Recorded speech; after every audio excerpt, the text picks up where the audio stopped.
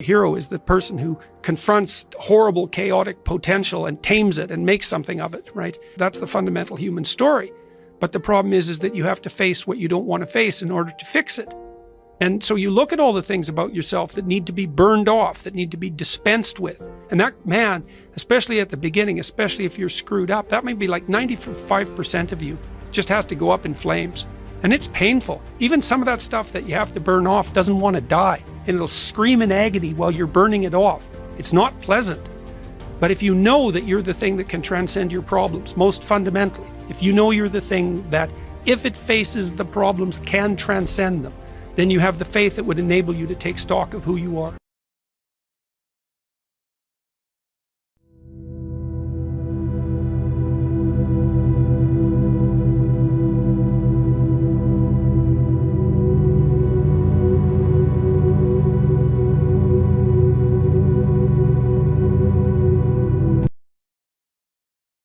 Don't choose anything that will jeopardize your soul.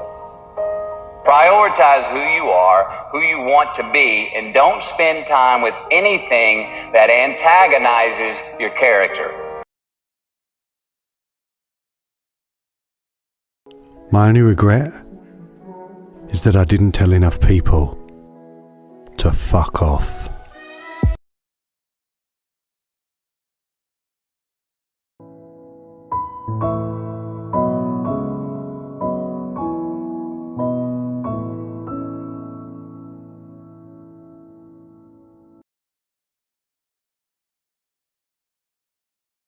Everyone is gonna die and no one is gonna remember you, so fuck it.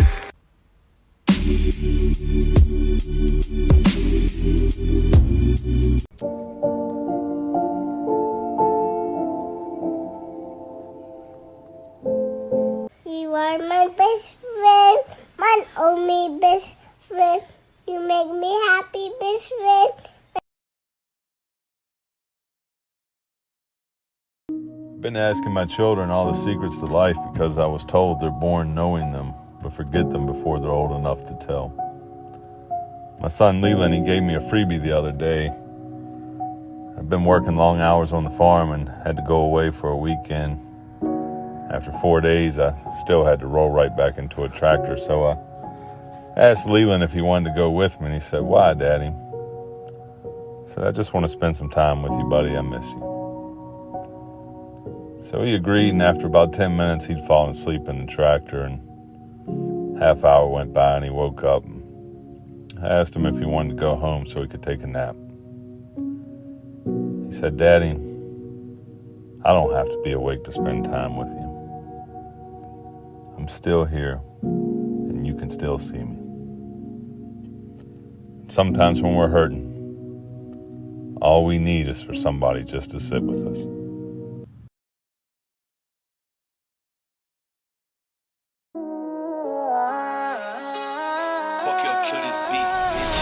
Whooped it, bitch, I'm outside of some movie.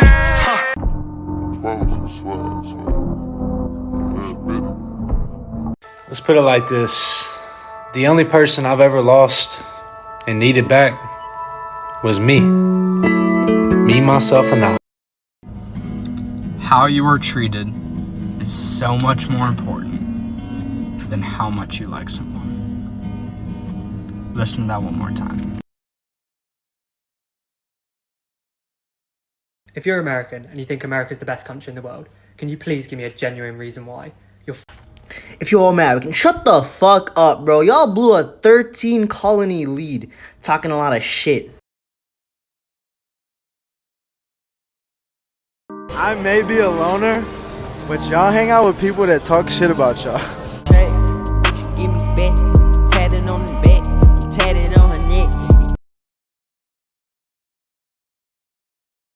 So I just heard the hardest hitting quote ever.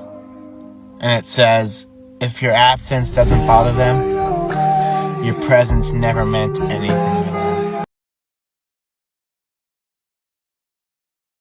them. Show me your friends and I'll show you your future. That's one of your top. There it is. 3 pieces. Show me your friends and I'll show you your future. You want to know why you're all fucked up?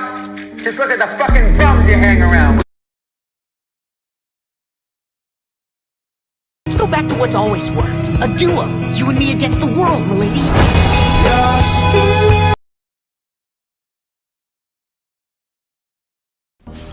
Ever notice after a breakup, the loyal one stays single and deals with the damage, and the cheater is already in another relationship? Don't want to talk about it.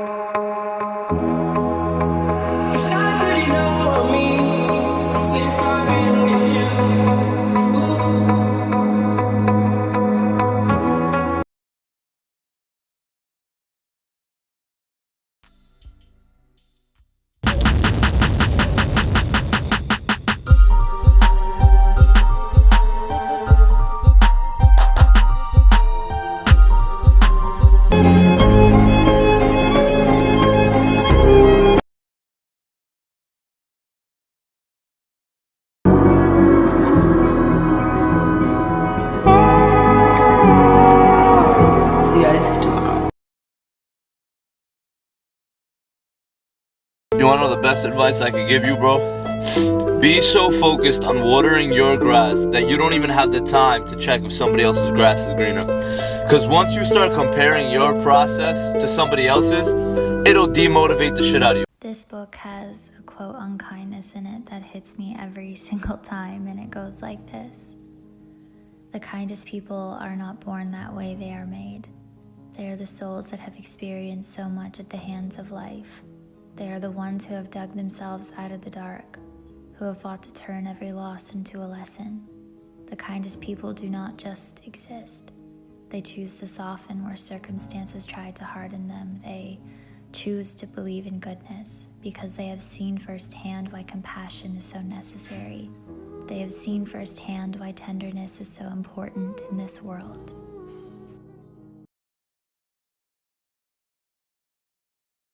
This is your sign.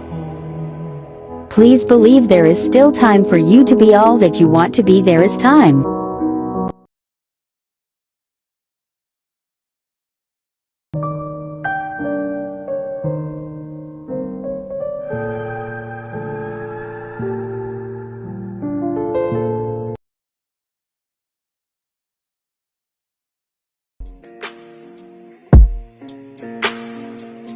Final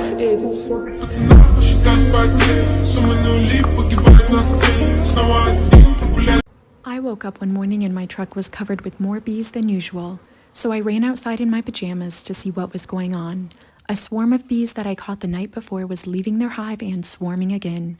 I tried to offer their new hive back to them, but they weren't moving in very quickly, which told me that they wanted to go somewhere else. It was a race between me and the bees. I had to find the queen before the bees found a place to fly off to. After a few minutes, I found her. I put her in a clip to keep her safe, but before I could put her in the new hive, I had bees swarming to her in my hand. As soon as I put the queen in the hive, the bees began to go right in.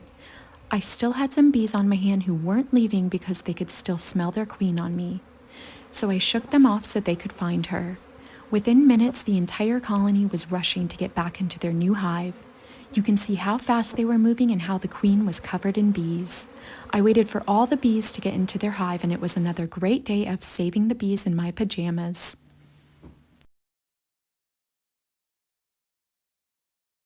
And I want to be clear, when you remove these people from your life, because you will, they're going to try to paint a picture to the world that you're wrong when they did you wrong.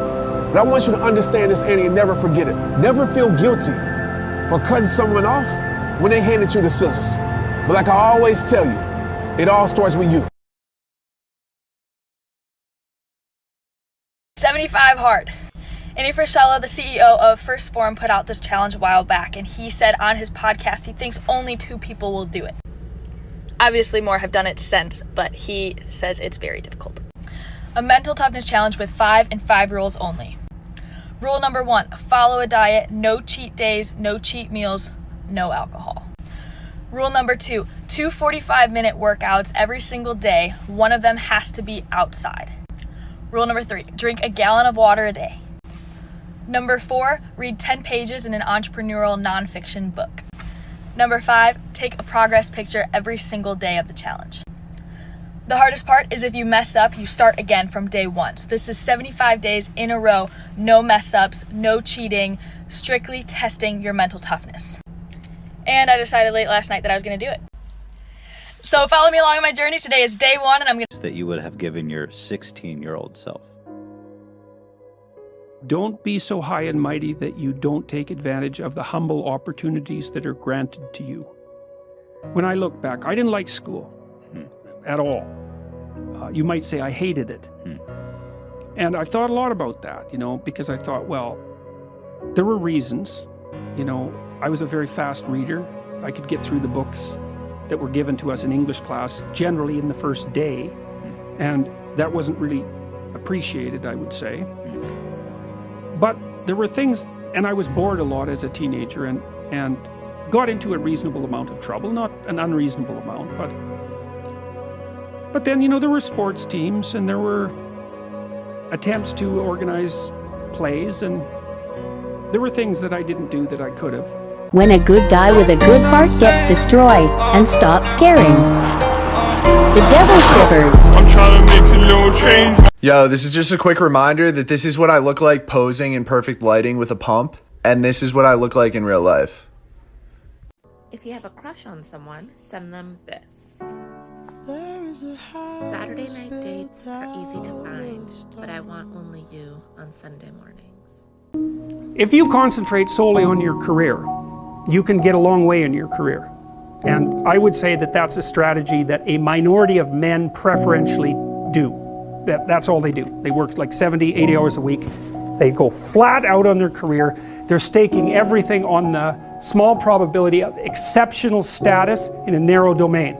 But it's hard on them. They don't have a life. It's very difficult for them to have a family. They don't know how to take any leisure activity. Like, they get very one-dimensional. Now, it may be that unidimensionality is the price you have to pay to be exceptional at one thing, right? Because if you're going to be something like a genius level mathematician and you want to do that or a scientist, say, it's like you're in your lab all the time, you're working 70 hours a week or 80 hours a week, you're smart, you're dedicated, you're unidimensional, and that's how you get to beat all the other people who are doing that. It's the only way.